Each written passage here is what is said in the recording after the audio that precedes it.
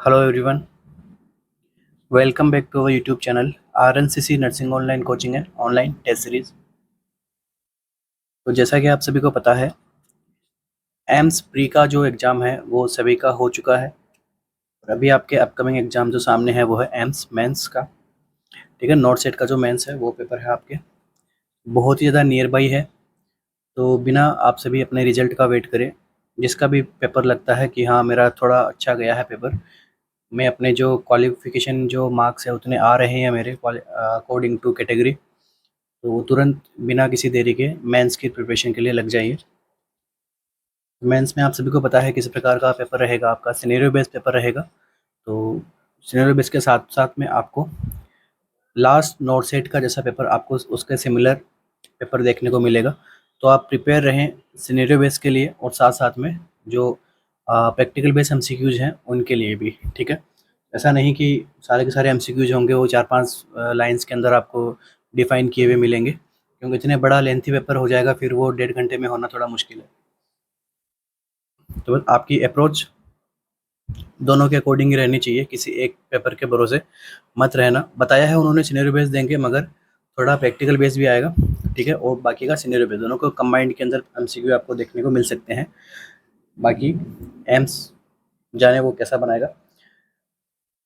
तो अभी अपनी जो क्लासेस रहेगी वो करंटली रहेगी अपने मेंस को लेके, जिसके अंदर हम कुछ प्रैक्टिकल बेस्ड एमसीक्यूज को सॉल्व करेंगे और कुछ सिनेरियो बेस्ड एमसीक्यू सॉल्व करेंगे। किस प्रकार से सिनेरियो बेस्ड एमसीक्यू सॉल्व करना है वो अपन यहाँ पे समझेंगे।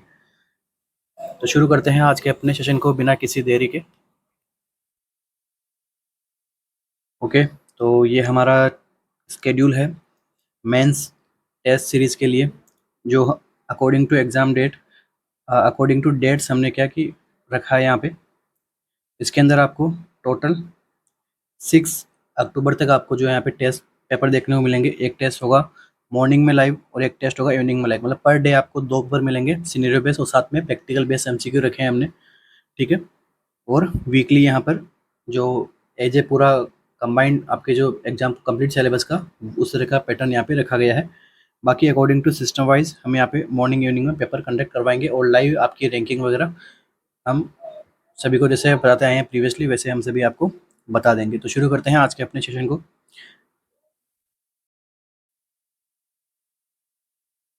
एमसीक्यू है अपना, by using the ABCDE approach the nurse is conducting the primary survey of a victim received after road traffic accident.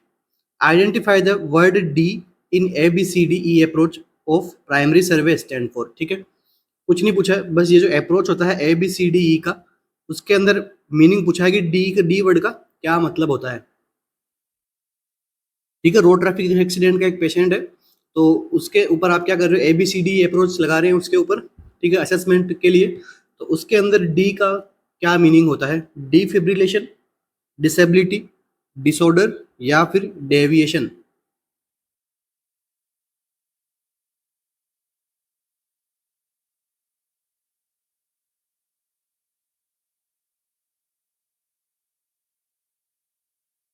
क्या रहेगा आंसर। तो देखिए, जो प्राइमरी सर्वे किया जाता है ये क्यों किया जाता है, ये इसलिए किया जाता है to perform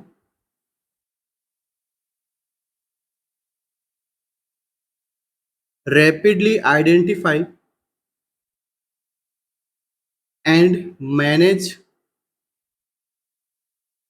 the actual life threats. जो रोड ट्रैफिक एक्सीडेंट की वजह से जो भी एक्चुअल लाइव थ्रेट्स थे उनको जल्दी आइडेंटिफाई किया जाए और फिर उनको क्या करें, मैनेज किया जाए। इसके लिए अपन ये ABCD अप्रोच काम में लिया जाता है।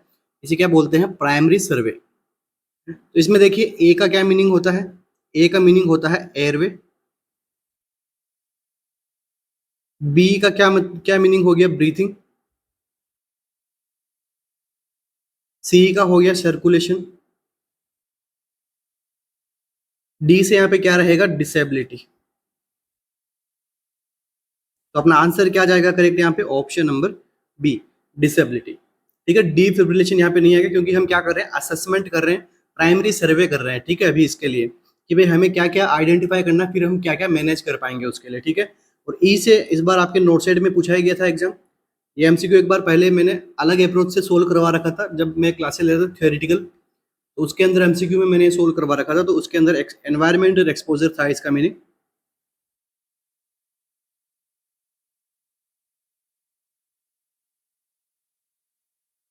ठीक है, तो ये टोटल अपना ABCD अप्रोच होता है। Next MCQ, you have received a client into an emergency department, the assessment finding are, देखिए सिनेरियो बेस्ड एमसीक्यू कैसे बनता है। The assessment finding are increased body temperature, number one thing आपको ध्यान में रखनी है, hot and dry, erythematic skin and no visible perspiration, perspiration का क्या मतलब होता है, पसीना। ठीक है, स्किन कैसी उसकी ड्राई है और नो विजिबल पर्सपिरेशन। देखो यहीं पे आपका एमसीक्यू बन गया है। बस अगर आपको इतना यहाँ पे पता है कि भाई ये कौन सी कंडीशन में होता है, आप अपना आंसर गेस कर लोगे। ठीक है, the pulse rate is rapidly increasing and then slow down as blood pressure also fall, pulse rate बढ़ी फिर कम हो गई और ब्लड प्रेशर भी पेशेंट का कम हो गया। The client complaints of dry mouth, nausea and vomiting, साथ में ड्राई माउथ है, नोजिया वोमिटिंग भी हो रहा है। Identify the possible cause on the basis of assessment finding, तो इसमें पॉसिबल कोज क्या है, ये जो आपको असेसमेंट फाइंडिंग मिली है यहाँ पे, इससे आपको क्या पता लग रहा है कि पेशेंट को क्या हुआ होगा। Hypothermia, frostbite, heat stroke या फिर heat exhaustion. Hypothermia, frostbite, heat stroke और हीट एग्जाशन। तो देखो यहाँ पर आप आराम से एक्सक्लूड कर सकते हो ऑप्शन नंबर 1 और बी को, क्योंकि दोनों में ही क्या हो रहा है, हाइपोथर्मिया मतलब टेम्परेचर डाउन हो रहा है। यहाँ पे आपको क्या बताया गया है, टेम्परेचर बॉडी इंक्रीज। ठीक है, ऑप्शन नंबर ए और बी तो यहाँ पे इजीली एक्सक्लूड कर सकते हैं अपन। फिर बाद में देखो यहाँ पर पेशेंट को क्या हो रहा है, नो पर्सपिरेशन, किसी प्रकार का पसीना नहीं है। ठीक है, और क्या है, स्किन कैसी हो गई, यहाँ पर ड्राई है एंड हॉट स्किन है। ठीक है, तो देखो नो पर्सपिरेशन, और पर्सपिरेशन किस में ज्यादा होता है किस में नहीं होता है, तो पर्सपिरेशन ज्यादा किस में होता है, ज्यादा होता है हीट एग्जर्शन में। तो यहाँ पे कोई पर्सपिरेशन नहीं, तो अपना आंसर क्या जाएगा, हीट स्ट्रोक। क्या आंसर जाएगा अपना, हीट स्ट्रोक। और देखिए हीट एग्जर्शन में क्या होता है, एक्सेसिव हीट रहती है, उससे क्या होगा, ज्यादा पसीना निकलेगा, इंक्रीज मोर स्वेटिंग, ज्यादा पसीना निकलेगा तो उसके बॉडी का जो फ्लूइड लॉस है वो क्या होगा, ज्यादा होगा। तो अपन यहाँ पे लिख सकते हैं loss of large amount of salt and water, जिसकी वजह से क्या होगा, पेशेंट को हेडेक, नोजिया, वर्टिगो, डायप्रोसिस, पसीना वगैरह ऐसा ये सारी प्रॉब्लम देखने को मिलेगी। तो most common problem related to heat क्या आएगा, हीट एग्जर्शन।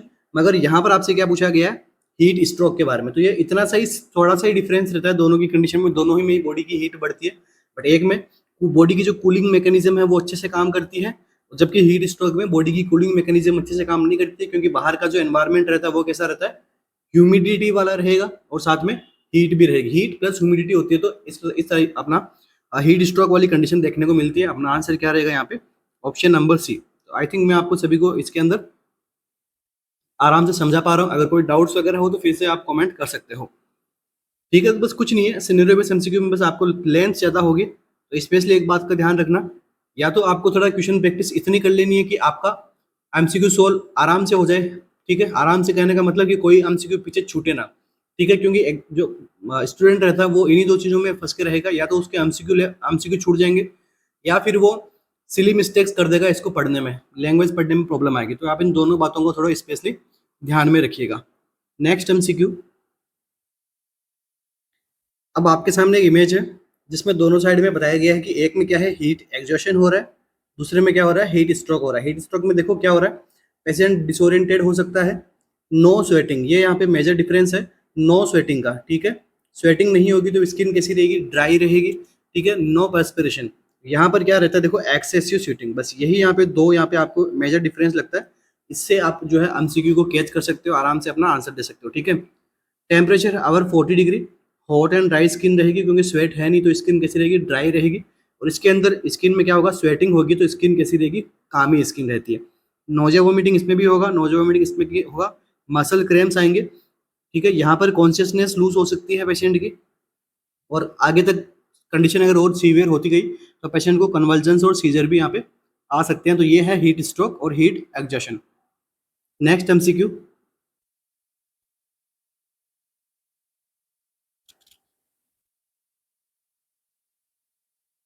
एमसीक्यू अपना, registered nurse newly shifted to surgical ward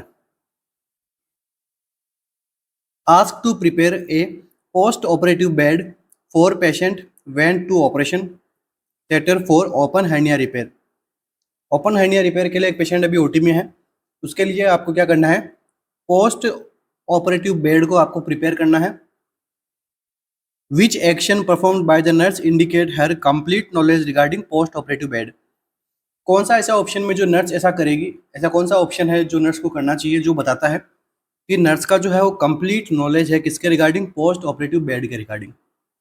options क्या है, leave the bed in high position when finished, place the pillow at the head of the bed, rolls the patient to the far side of bed, या फिर tuck the top sheet and blanket under the bottom of the bed. क्या रहेगा यहाँ पे answer?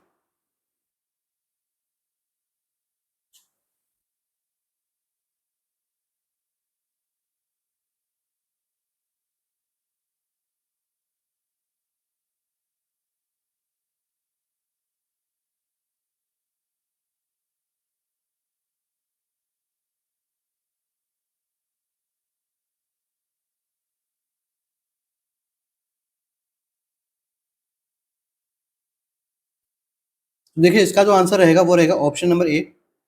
तो देखो open hernia repair है, तो यहाँ पे पेशेंट को ज़्यादा स्ट्रगल नहीं करवाना है हमें शिफ्टिंग के टाइम पे, इसलिए क्या करना है आपको, अपने जो पोस्ट ऑपरेटिव में बेड जो रहेगा उसको हाईएस्ट साइड पे रखो ताकि आपके वो शिफ्टिंग करने में ईजी रहे। या फिर यहाँ पे अपन कर सकते हैं कि भाई जिस बेड से वो पेशेंट बाहर आ रहा है ओटी से, उस बेड का इक्वल तो एटलीस्ट उसको होना चाहिए, ठीक है। तो ये आपका ऑप्शन नंबर ए यहाँ पे क्या रहेगा, यहाँ पे करेक्ट रहेगा। प्रैक्टिकल बेस्ड एमसीक्यू है ये अपना। नेक्स्ट एमसीक्यू,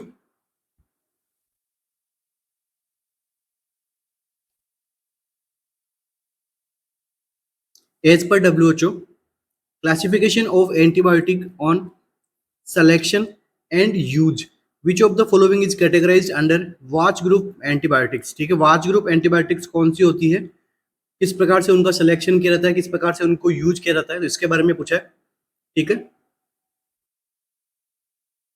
और ये क्लासिफिकेशन हुआ किस प्रकार से है, according to selection, according to use के आधार पर एंटीबायोटिक्स का क्लासिफिकेशन किया है WHO ने।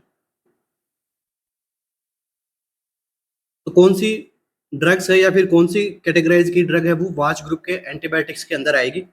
ऑप्शंस देख लीजिए, antibiotic that have higher resistance and that are relatively high risk for selection of bacterial resistance.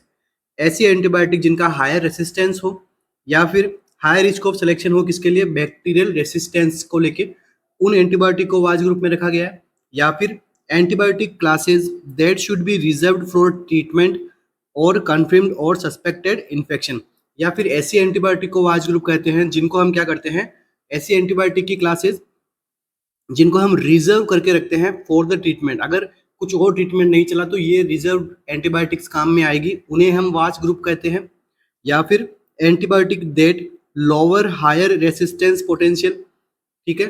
D में क्या पूछा गया है, नन ऑफ द अबव। क्या रहेगा अपना आंसर?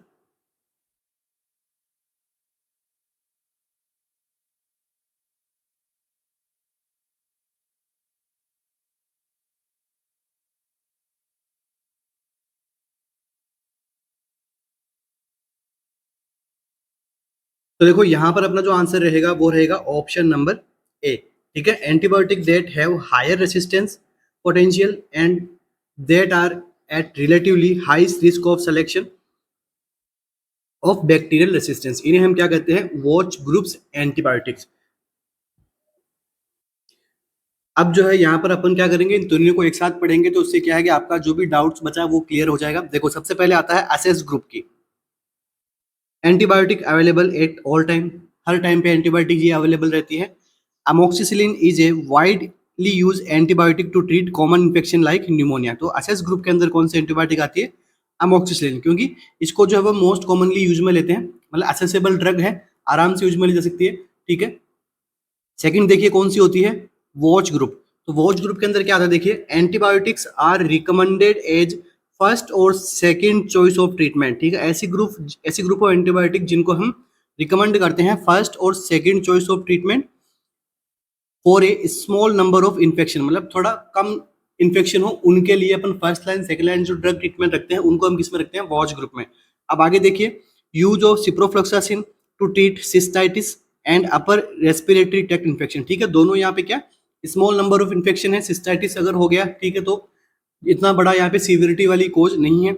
अपर रेस्पिरेटरी इन्फेक्शन में भी इतना ज़्यादा सीवियरिटी नहीं है। हाँ, सीवियरिटी तब होती है जब एयरवे ऑब्स्ट्रक्शन हो जाए तो। ठीक है, तो इस यहाँ पर कौन सी एंटीबायोटिक काम में आती है? तो वॉच ग्रुप, क्योंकि ये फर्स्ट और सेकंड चॉइस ऑफ ट्रीटमेंट के अंदर काम में रहती है। लाइक जिन बैक्टीरिया से रेसिस्टेंट हो जाता है उनमें भी ये काम कर जाती है। रिजर्व ड्रग को देखिए, इसमें क्या बताया गया है? Antibiotic that should be considered last resort option. भाई कोई भी ड्रग काम नहीं की तो अभी हमारे पास में कौन से ऑप्शन है? लास्ट रिजोर्ट ऑप्शन बचता है एंटीबायोटिक का। तो वो कौन सा होता है? देखो, antibiotic such as colistin, colistin का इंजेक्शन लगता है, सबको पता है, काफी हाई इन अमाउंट भी आता है। ठीक है, और काफी इफेक्टिव भी रहता है ये। ठीक है, सिफेलोस्पोरिन ड्रग जो है ये लास्ट रिजोर्ट ऑप्शन है, मतलब कुछ भी असेस ड्रग ने काम नहीं किया, वॉच ड्रग ने काम नहीं किया, तो कौन सी कर रही है? Reserve drug. और ये भी अगर फेल हो जाती है तो फिर अपने पास में थोड़ा मुश्किल हो जाएगा पेशेंट को यहाँ पे सर्वाइव कराने के लिए। ठीक है, तो एमसीक्यू थोड़ा न्यू है, तो हो सकता है एग्जाम में आपसे पूछ ले।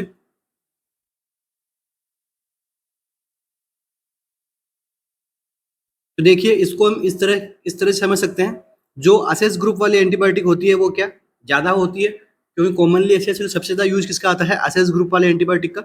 उसके बाद में कौन सी आती है? वॉच ग्रुप एंटीबायोटिक का। उसके बाद में कौन सी आती है? रिजर्व ग्रुप का, अपना जो अमाउंट में भी कम रहता है। ठीक है, क्योंकि हम रिजर्व करके रखते हैं, बहुत ही रेयर केस के अंदर इन एंटीबायोटिक्स का यूज किया जाता है। Rare case in the sense की काफी अगर सीरियस इन्फेक्शन वगैरह हो गया, ट्रीट नहीं हो रहा है वॉच ग्रुप असेस ग्रुप वाले एंटीबायोटिक से, तो हम क्या करते हैं? रिजर्व ग्रुप को हम काम में लेते हैं। तो देखिए इसके बारे में क्या लिखा है? Treatment for the most common infection and antibiotic that should be consistently globally available. ठीक है, ये कौन सी ड्रग होगी? असेस वाली।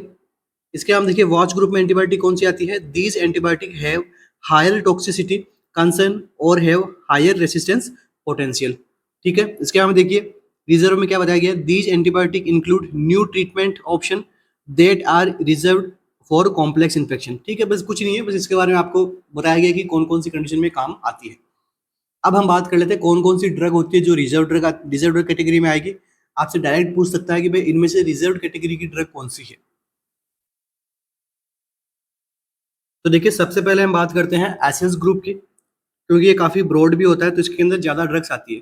ठीक है, जैसे अमीकासिन, एमोक्सिसिलिन, एम्पिसिलिन वगैरह, clindamycin, chloramphenicol, doxycycline, gentamicin, मेटोनिडाजोल।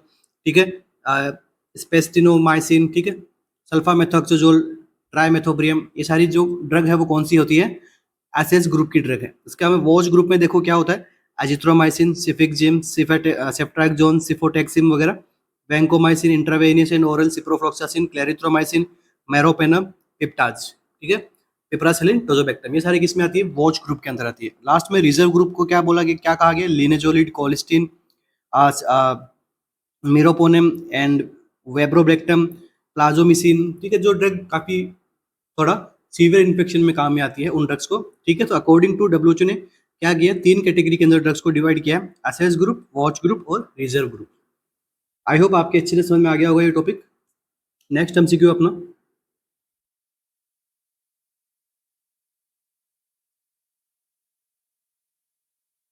you have received the order from the doctors regarding the application of 4-point restent। क्या करना है? 4-point restent कर लगाना है। The assigned nurse is not aware about the use of 4-point restent। She went to the unit in charge and asked for help। अभी वो क्या करिए, जो जिसको असाइन किया गया था ये काम, उसको नहीं पता है कि 4-point restent कैसे लगाते हैं, तो उसने क्या किया? यूनिट इंचार्ज के पास में गई हेल्प मांगने। Select the most appropriate statement regarding the 4-point state. ठीक है, कौन सा ऑप्शन है जो एकदम करेक्ट इंफॉर्मेशन बताता है आपको 4 पॉइंट रिस्टेन को लेके। तो देखिए अपना ऑप्शन क्या है यहाँ पे, the patient is placed on supine position on the bed, the wrist and ankles are stepped to the bed. ठीक है, उसकी जो रिस्ट है और दोनों उसके क्या एंकल है उसको क्या कर दिया गया है, स्टेप कर दिया है, बांध दिया गया है बेड से। A device wrapped around the wrist and has straps or cups that go around the wrist immobilize the arm। इसके अंदर क्या किया गया है कि वेस्ट के ऊपर एक डिवाइस लगा दिया गया और wrist को इमोबिलाइज कर दिया गया है। Patient is placed in supine position with a strap और cloth device to restrict the patient mid section. ठीक है, पेशेंट को सुपाइन पोजिशन में लाया गया है और स्टेप से या क्लॉथ की कोई डिवाइस से रिस्ट्रिक्शन किया है उसको पेशेंट को मिड सेक्शन के अंदर ही, ठीक है, बेड के मिड सेक्शन में, या फिर ऑल ऑफ द अबव, या फिर सब ऑफ स्टेटमेंट जो है यहाँ पे 4 पॉइंट डिस्टेंस को लेके सारे करेक्ट है। क्या होगा अपना आंसर यहाँ पे,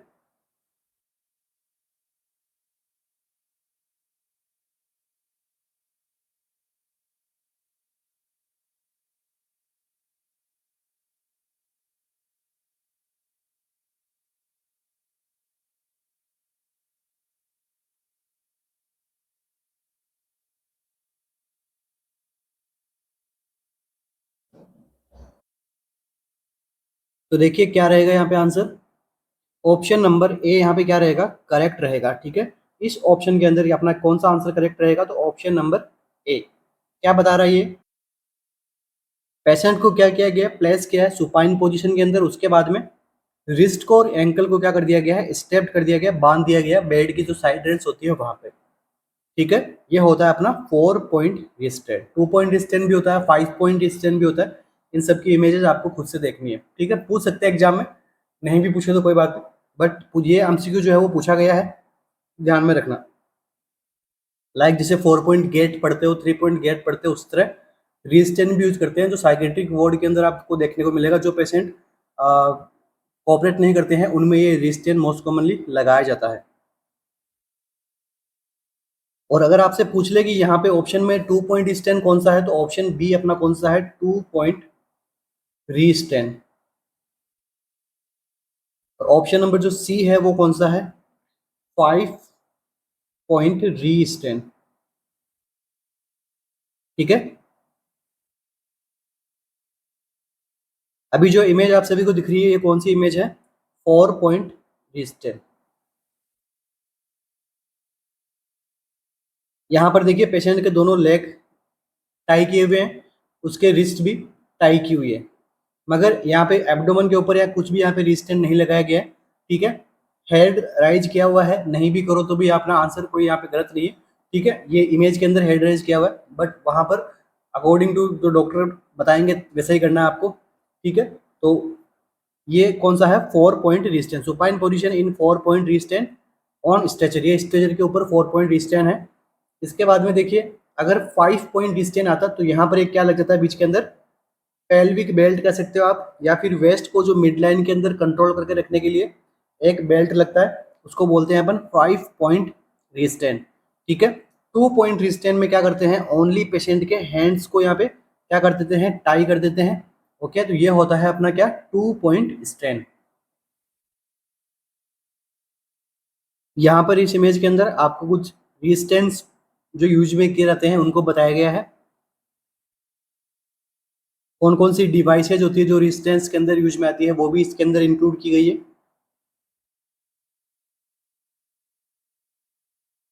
नेक्स्ट एमसीक्यू,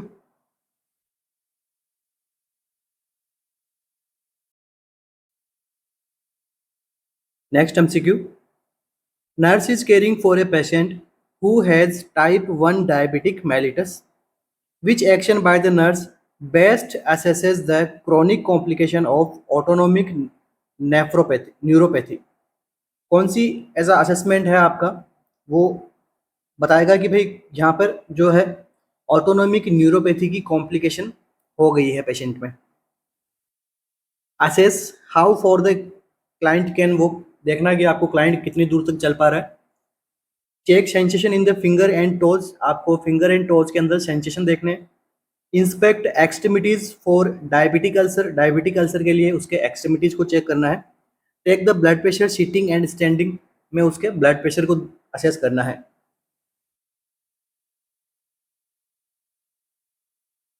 देखिए ऑटोनोमिक न्यूरोपैथी से क्या होता है, डायबिटीज आपने पढ़ा था, मैंने जब डायबिटीज पढ़ाया था कंप्लीट क्लास ली हुई डायबिटीज की, इंसुलिन की सब चीजें बताई हुई है, एमसीक्यू पैटर्न में बताई हुई है, ठीक है, थ्योरेटिकल पैटर्न में नहीं है। आप देख सकते हो प्रीवियस वीडियोस, कंप्लीट थंबनेल बनाया हुआ होगा शायद तक डायबिटीज मेलिटस से रूप में। तो देखो ऑटोनोमिक न्यूरोपैथी क्या होती है डायबिटिक मेलिटस के अंदर, तो देखो इसे हम क्या बोलेंगे, diabetic neuropathy.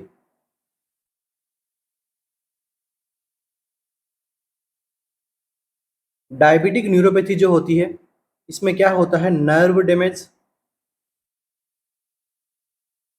Due to metabolic disturbance. अब इसके अंदर देखो ऑटोनोमिक न्यूरोपैथी आपको यहाँ पे बताई गई है, तो इसमें अफेक्ट भी कौन सा हो रहा है, affect the autonomic nervous system, क्योंकि ऑटोनोमिक न्यूरोपैथी में डैमेज हो तो अफेक्ट कौन सा होगा, ऑटोनोमिक नर्वस सिस्टम अफेक्ट होगा। तो जब ऑटोनोमिक नर्वस सिस्टम अफेक्ट होता है तो ऑटोनोमिक नर्वस सिस्टम काम काम क्या होता है इसका, इसका काम क्या होता है, इसका काम होता है इनवॉलेंट्री बॉडी फंक्शन को ये क्या करता है, रेगुलेट करता है। ठीक है, जिन पे बॉडी का कोई जैसे मसल है तो मसल एक वॉलेंट्री कंट्रोल हो गया, ठीक है, पेरिस्टालसिस मूवमेंट है वो क्या है, इनवॉलेंट्री है, ठीक है। तो एनएस क्या करता है, इनवॉलेंट्री बॉडी के मूवमेंट्स पे फंक्शंस पे असेस करता है, उन पे अपना रेगुलेशन करता है। तो अफेक्ट कौन सा हो रहा है, एएनएस अफेक्ट हो रहा है, तो आपका बॉडी के फंक्शंस क्या होंगे, इनवॉलेंट्री वाले अफेक्ट होंगे। तो इनवॉलेंट्री फंक्शन कौन कौन से होते हैं आपके, तो इसके अंदर आ जाएगा आपके सेक्सुअल फंक्शन, डाइजेशन वाले, और क्या आ जाएंगे, blood pressure, heart rate,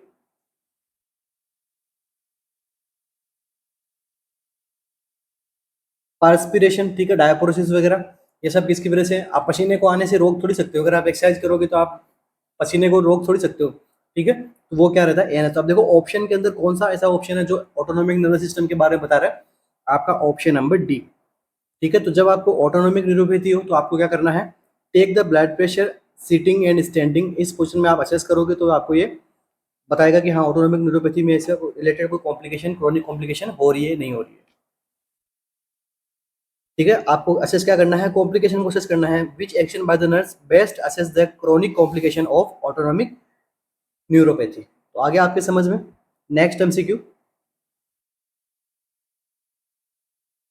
A 7-year-old boy weighing 30 kg has been posted for surgical resection of tumor। एक 7 ईयर बच्चा है, 30 kg का है, उसको क्या करना है, अभी सर्जिकल रिसेक्शन करना है, ट्यूमर निकालना है, उसके लिए पोस्टेड किया गया है। What is the daily maintenance fluid required for this child wheel he is NPO. अब उसको ऑब्वियस सी बात है, जब सर्जिकल प्रोसीजर होता है तो पेशेंट्स को हम क्या करते हैं, एनपीओ रखते हैं, नथिंग पर माउथ रखते हैं, इसलिए एनपीओ रखा हुआ है, बट फिर भी उसका बॉडी की डेली रिक्वायर्ड तो रहेगी। आप आईवी एक्सेस के थ्रू फ्लूइड दोगे तो कितना रिक्वायरमेंट रहेगा यहाँ पे उसको,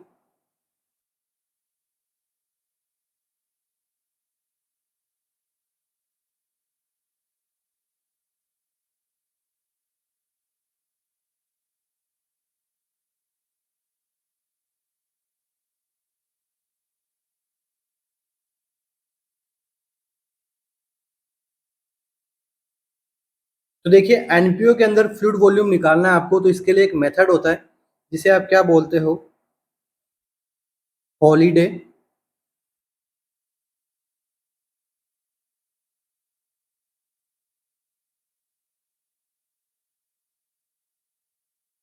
सैगर मेथड। इस मेथड से आपको क्या करना है, पेशेंट को एनपीओ रखते हैं, उसके अंदर कितना फ्लूइड रिक्वायरमेंट चाहिए, एनपीओ रखने के बाद भी ऑरली नहीं देना है, आईवी एक्सेस के थ्रू आप दे सकते हो, ठीक है। तो इसके अंदर इस मेथड के थ्रू हम बताते हैं। तो देखो अगर इधर मैं बता देता हूँ बॉडी वेट के अकॉर्डिंग ये मेथड काम करता है, body weight and fluid required per day.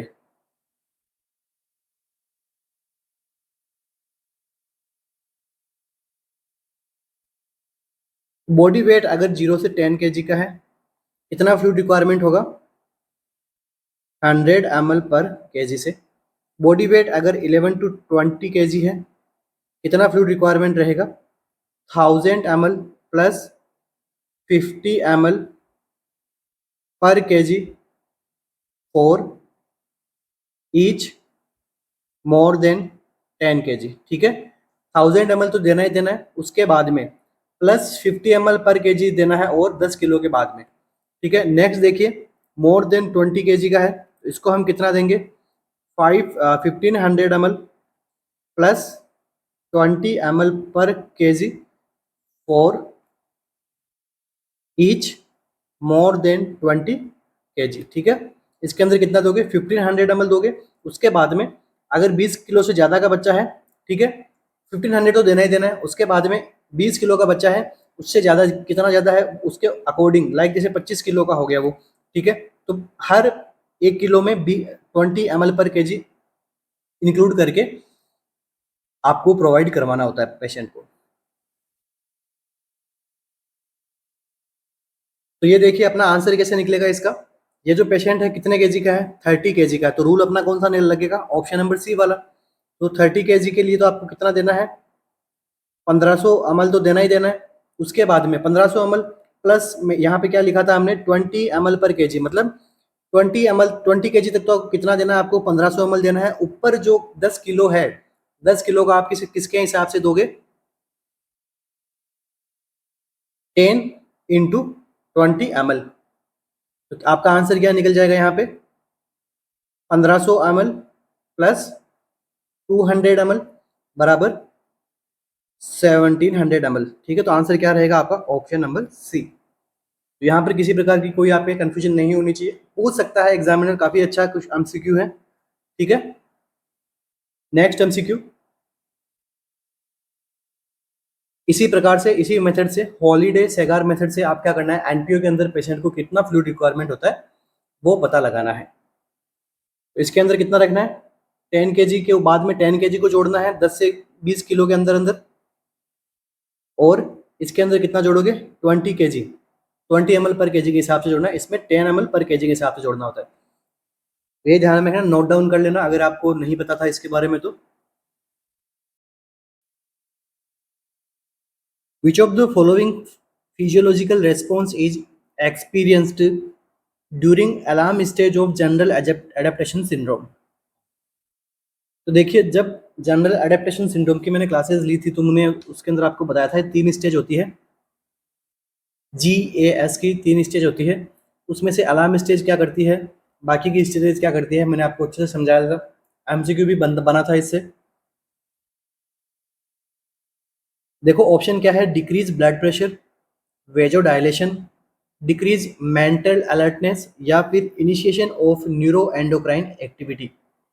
Alarm stage की बात हो रही है। अलार्म स्टेज के अंदर आपकी जो बॉडी है वो किस प्रकार से एक्ट करेगी। टॉपिक क्या था अपना? गैस जनरल एडेप्टेशन सिंड्रोम का। क्या रहेगा आंसर यहाँ पे?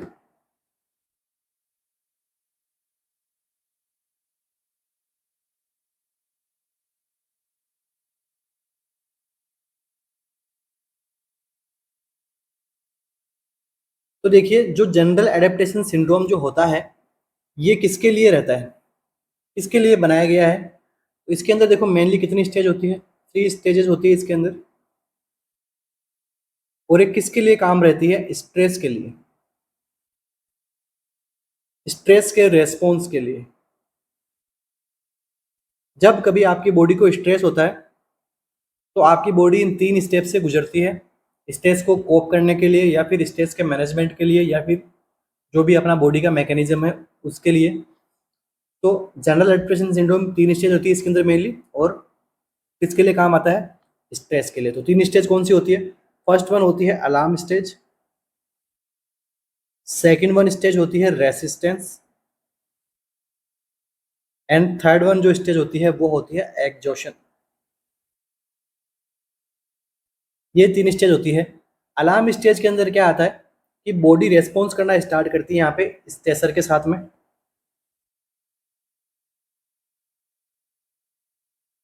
रिस्पॉन्स करेगी किस प्रकार से करेगी? या तो बॉडी क्या करेगी, उसके साथ फाइट करेगी, या फिर बॉडी क्या करेगी? फ्लाइट करेगी। इसके अंदर एक्टिवेट कौन सा सिस्टम होता है, तो सिंपैथेटिक नर्वस सिस्टम इसके अंदर वर्क करना शुरू कर देता है।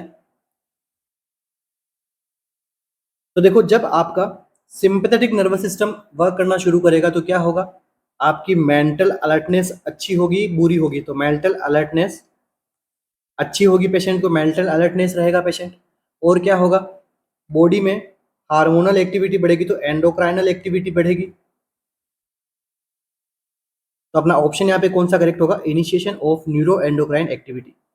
ठीक है, उसके बाद में देखिए और क्या होगा यहाँ पे, वेजो कॉन्स्ट्रिक्शन, वाइटल ऑर्गन्स की तरफ क्या जाएगा, ब्लड जाएगा, पेरिफेरल ऑर्गन साइड ब्लड नहीं कम जाएगा। स्ट्रेस, ऐसा नहीं कि वो साइकोलॉजी वाला स्ट्रेस की बात कर रहा हूँ मैं, स्ट्रेस किसी भी वजह से हो सकता है, स्ट्रोक की वजह से स्ट्रेस में आ गई बॉडी। ठीक है, इसके लिए बात कर रहे हैं अपन। ठीक है, जो सिंपैथेटिक नर्वस सिस्टम जब स्टिमुलेट होता है तो आपका एक तो आपकी मेंटल अलर्टनेस बढ़ेगी कुछ टाइम के लिए, एंडोक्राइन एक्टिविटी बढ़ेगी, हार्मोन्स वगैरह रिलीज होंगे स्ट्रेस को काउंटर ग्रुप करने के लिए, वेजो कॉन्स्ट्रिक्शन बढ़ेगा। तो आपका आंसर क्या हो गया यहाँ पे, ऑप्शन नंबर डी।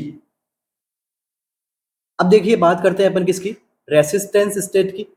अब इस रेसिस्टेंस स्टेट कब आता है, जब स्ट्रेसर जो होता है वो यहाँ पर क्या रहता है, प्रेजेंट रहता है। अलार्म स्टेज के अंदर वो खत्म नहीं हुआ, बॉडी ने जो एक्शन किया उससे वो खत्म नहीं हुआ, अभी तक वो प्रेजेंट है। ठीक है, तो अभी भी बॉडी क्या कर रही है, ट्राई कर रही है कि भाई जो इसके इफेक्ट आए वो कम किए जाए। किस प्रकार से कम करती है, यहाँ पर बॉडी क्या करती है, कोर्टिसोल का सिक्रेशन करती है। एमसीक्यू पूछ ले आपसे कि गैस की कौन सी स्टेज में कोर्टिसोल का सिक्रेशन होता है, तो ये होता है option number B, resistance stage के अंदर। अब इसका कोर्टिसोल का जो एंजाइटी वगैरह है वो ट्रीट करेगा। ठीक है, इफेक्ट जो स्ट्रेस का जो इफेक्ट है उसको रेसिस्ट करेगा, कम करने की कोशिश करेगा। बट कोर्टिसोल का भी एक साइड इफेक्ट होता है, ये क्या करता है, इम्यून सप्रेशन। ये भी ध्यान में रखना। ठीक है, अभी तक क्या है, रेसिस्टेंस स्टेज के अंदर बॉडी है, जो भी स्टेज के जो साइन सिम्टम आ रहे थे बस उसको रोक के रखी हुई है, कम नहीं हो रहे तो ज्यादा भी नहीं करवाने दे रही। नेक्स्ट देखो, एग्जॉस्शन, मतलब यहाँ पे बॉडी क्या है, एकदम टायर्ड हो गई, थक चुकी है, तो इससे क्या होगा, इनेबिलिटी टू डिफेंड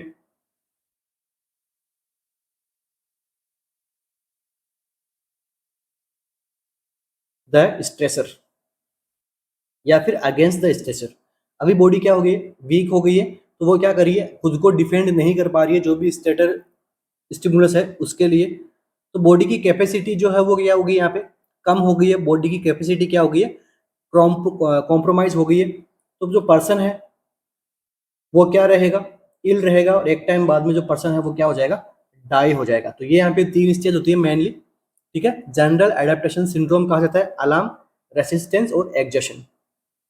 सबसे पहले बॉडी ने अच्छा काम किया स्ट्रेस को भगाने के लिए, मगर नहीं भागा तो बॉडी किस में आ गई, रेसिस्टेंस स्टेज में आ गई। फिर भी नहीं भागा तो बॉडी किस में आ गई, थक हार चुकी है, और अब कुछ नहीं हो सकता, बस ठीक है, वेट एंड वॉच। तो यहाँ पर आपका आंसर क्या जाएगा, initiation of neuroendocrine activity. Next MCQ, after falling from A 10 feet ladder, patient is brought to the emergency department. The patient is alert, reports back pain, patient alert है, अभी conscious है, back pain की report कर रहा है, and difficulty moving the lower extremity, और उसके lower extremity में मूवमेंट भी नहीं हो पा रहे हैं लाइक सही ढंग से। Which additional observation is an indication the patient may be experiencing neurogenic shock. Shock important है, मैं आप सभी को बता रहा हूँ, खुद से एक बार प्रिपरेशन कर लेना, आ सकता है शॉक। काफी सिनेरियो बेस्ड एमसीक्यू बन सकते हैं, प्रैक्टिकल बेस्ड एमसीक्यू बन सकते हैं, जैसे ये आपके सामने एमसीक्यू है। आपसे क्या पूछा है कि कौन सा एडिशनल ऑब्जर्वेशन रहेगा जो इंडिकेट करेगा कि पेशेंट अभी किसमें है, न्यूरोजेनिक शॉक के अंदर है। तो देखो, कूल एंड पैल स्किन हो जाएगी क्या, ब्रेडिकार्डिया हो जाएगा क्या, पुअर स्किन ट्रिगर हो जाएगा क्या, या फिर इंक्रीज सिस्टोलिक ब्लड प्रेशर होगा। तो देखो, जब मैंने आपको शॉक पढ़ाए थे तो वहां पे मैंने आपको इस तरह का एमसीक्यू भी बताया था, मैंने कहा एग्जामिनर पूछेगा आपसे, क्योंकि एकमात्र कंडीशन होती है जो न्यूरोजेनिक शॉक के अंदर ही होती है, ये वाली। तो आई थिंक अब तक सभी का आंसर आ गया होगा इसका। तो क्या रहेगा यहाँ पे आंसर, तो देखिए न्यूरोजेनिक शॉक है, शॉक अपने आप में एक इमरजेंसी कंडीशन होती है। तो न्यूरोजेनिक शॉक है, ये कब देखने को मिलता है, due to trauma of spine, most common कब देखने को मिलता है? जब स्पाइन के अंदर किसी प्रकार की चोट आए तो ये देखने को मिलता है। इसके अंदर क्या होता है, जब ट्रॉमा होगा स्पाइन का तो यहाँ पे सीवियरली जो है वो ब्लड प्रेशर जो क्या करेगा, फॉल करेगा। तो पेशेंट में क्या साइन आएगा? हाइपोटेंशन का।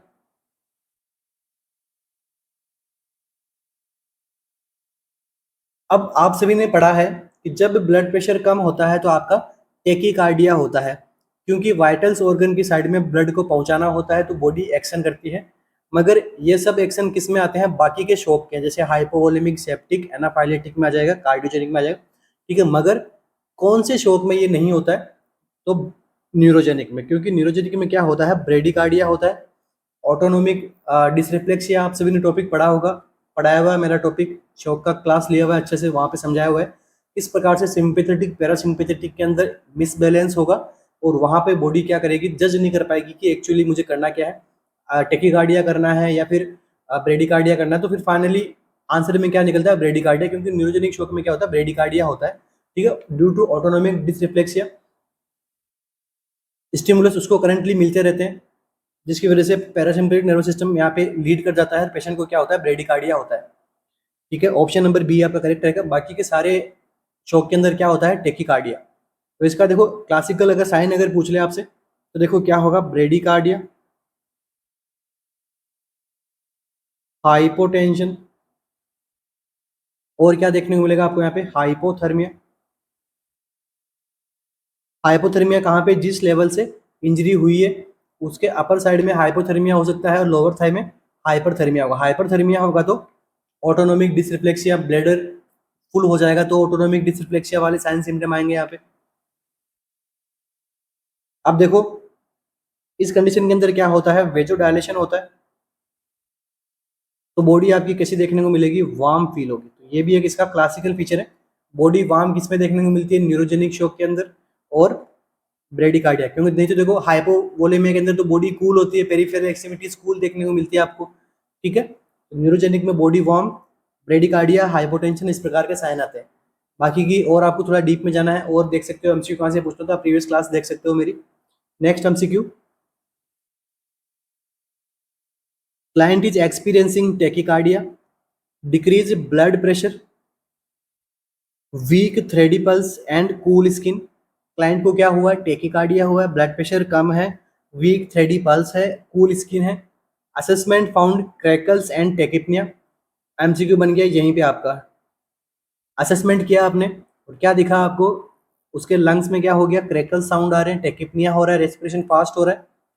दीज मैनिफेस्टेशन सजेस्ट, अब ये मैनिफेस्टेशन आपको क्या सजेस्ट करते हैं? कौन सा शोक है यहाँ पे? एनाफाइलेटिक शोक, कार्डियोजेनिक शोक, हाइपोवोलेमिक शोक और सेप्टिक शोक। कौन से टाइप का शोक है यहाँ पे? क्या आंसर रहेगा?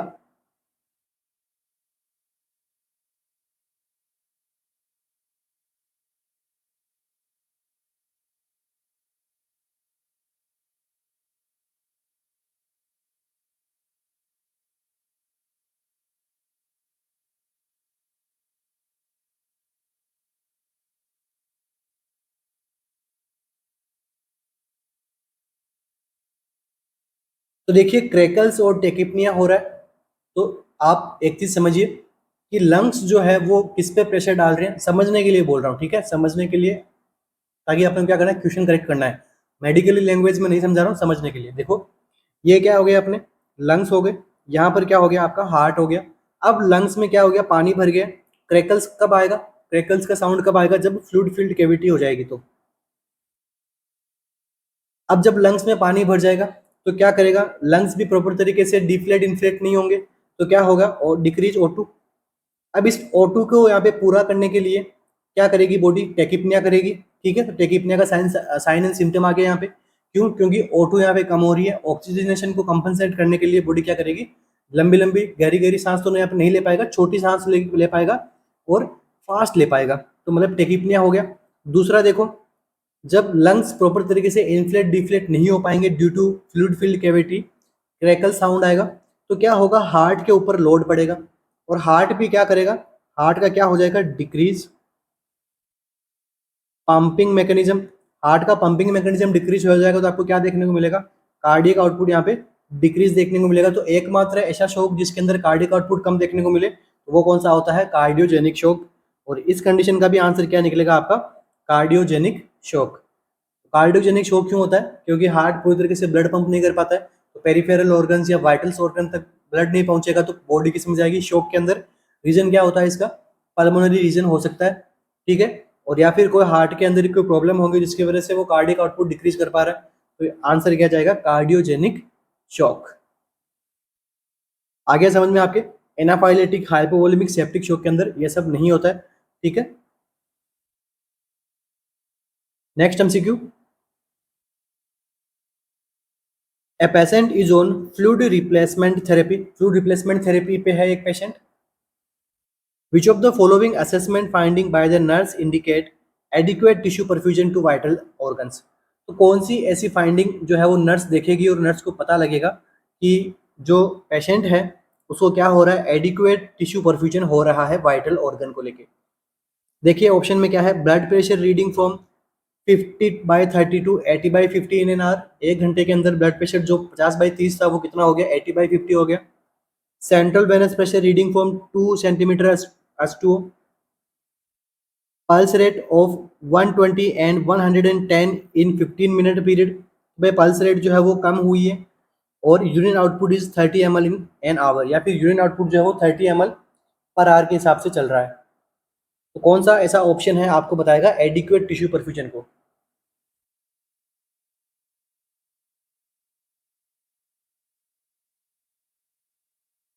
इंपॉर्टेंट है,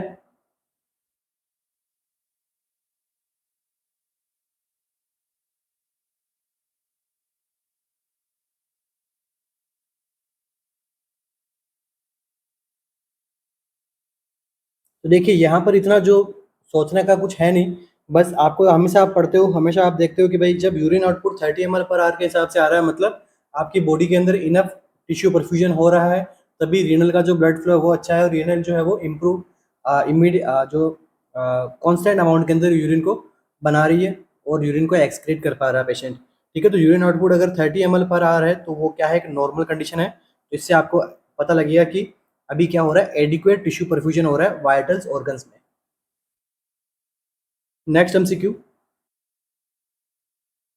which of the following nursing intervention is the most appropriate for the client who has developed respiratory alkalosis due to hyperventilation।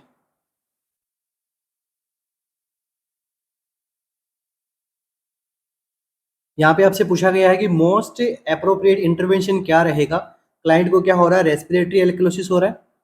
तो क्यों हो रहा है, क्योंकि वो क्या कर रहा है, हाइपर वेंटिलेशन कर रहा है। हाइपर वेंटिलेशन कर रहा है तो क्या हो रहा है, बॉडी के अंदर CO2 कम हो रही है, और जब CO2 कम होती है तो मैंने आपको बताया था CO2 के इन्वर्सली प्रोपोर्शनेट क्या होता है, pH। तो जब CO2 कम होगी तो pH बढ़ेगी, pH बढ़ती है तो क्या होता है, एल्कलोसिस होता है। और यहाँ पर CO2 कम हो रहा है तो मतलब एसिडिक बॉडी, एसिडिक मीडियम कम हो जाएगा तो आ जाएगा क्या, रेस्पिरेटरी वाला, ठीक है। तो रेस्पिरेटरी एल्कलोसिस हो गया यहाँ पे। तो मोस्ट अप्रोप्रिएट इंटरवेंशन क्या करोगे एज ए नर्स आप यहाँ पे, मोस्ट अप्रोप्रिएट इंटरवेंशन क्या करोगे, encourage slow deep breathing, start low flow oxygen therapy, administer sodium bicarbonate, या फिर administer Ringer lactate solution. As a nurse आप क्या करोगे यहाँ पे,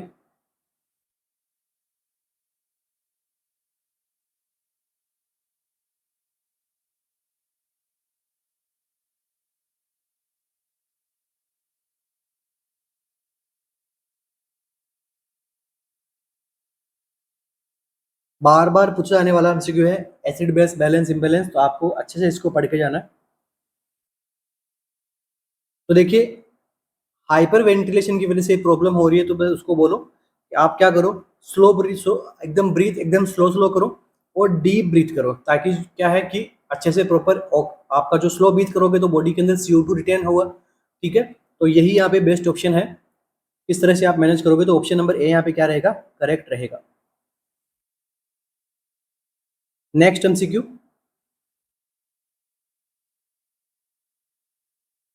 best for management of respiratory alkalosis. Respiratory alkalosis के मैनेजमेंट के लिए बेस्ट क्या है, मैकेनिकल वेंटिलेशन में लगा दो पेशेंट को, IIPV, नॉर्मल सलाइन, या फिर रीब्रीदिंग इन पेपर बैग।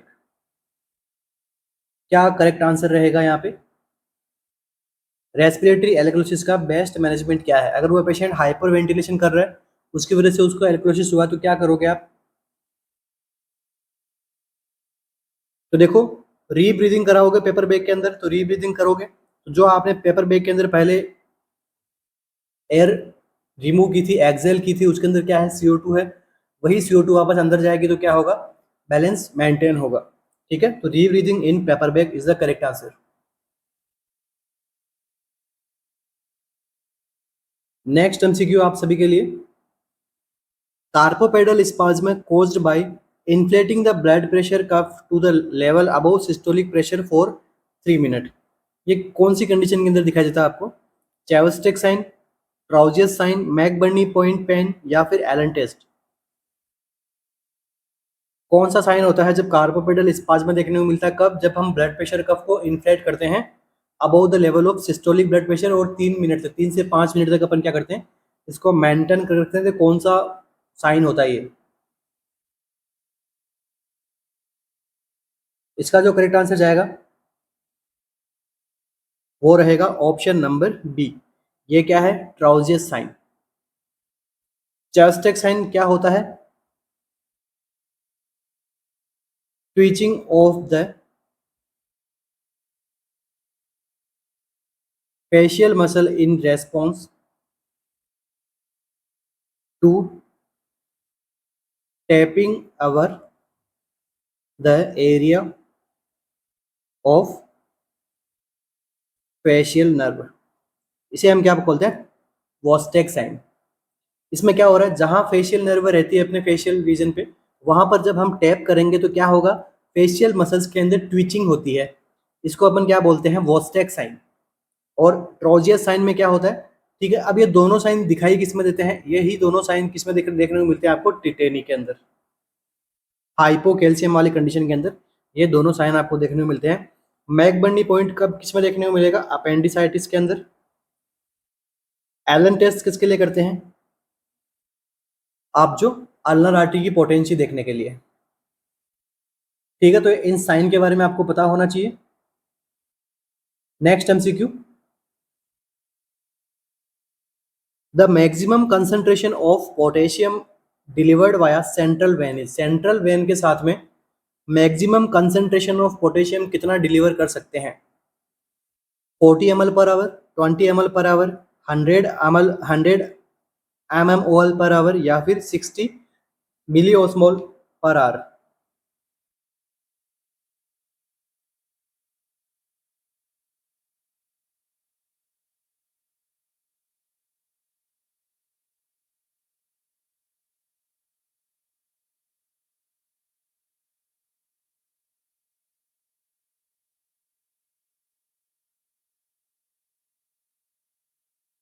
कितना होता है? 40 मिलीमोल्स पर लीटर, 20 मिलीमोल्स पर हार, सॉरी यहाँ पे पर आवर है, 100 मिलीमोल्स पर आवर, या फिर 60 मिलीमोल्स पर आवर। MCQ दे दिया आपको। MMOL पर आवर का क्या मतलब है? तो इसका मतलब भी आप समझ लीजिए। इसका क्या मतलब होता है? मिलीमोल्स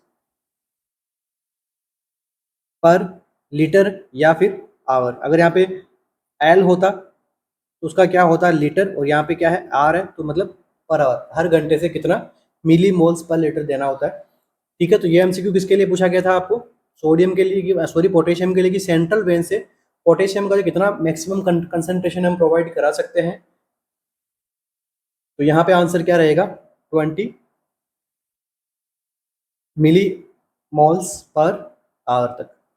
ठीक है, सीधा साधा आंसर है 20 मिलीमोल से ज़्यादा अपन यहाँ पे पोटेशियम डिलीवर नहीं करेंगे सेंट्रल वेन के साथ में। तो इसी के साथ ही आज के सेशन को कंप्लीट करेंगे। आशा करता हूँ आपको लेक्चर्स काफ़ी अच्छा लगा होगा, और wish you all the best for your upcoming mains.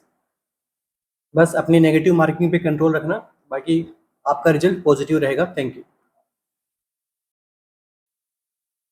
तो इसी के साथ ही आज की अपनी क्लास को कंप्लीट करेंगे। आशा करता हूँ आपको वीडियो लेक्चर्स काफ़ी अच्छा लगा हो, आपका नॉलेज खूब सारा बूस्टअप हुआ हो, और मिलते हैं अपने नेक्स्ट सेशन में, जिसके अंदर इससे भी ज़्यादा अच्छे प्रकार के MCQs मैं लेके आऊँगा आप सभी के लिए। और इससे भी बेहतरीन टॉपिक मेरी कोशिश रहेगी कि इससे भी बेहतरीन उसको सेशन बनाया जाए और खूब सारे एमसीक्यूज हम सोल्व करें साथ में मिलके। कुछ दिनों बाद में जब एग्ज़ाम नियर बाय रहेगा तो कोशिश करूँगा मैं लाइव क्लासेस लेने की, ठीक है, तो वहाँ पे भी अपना बेहतरीन अपना सेशन चलेगा।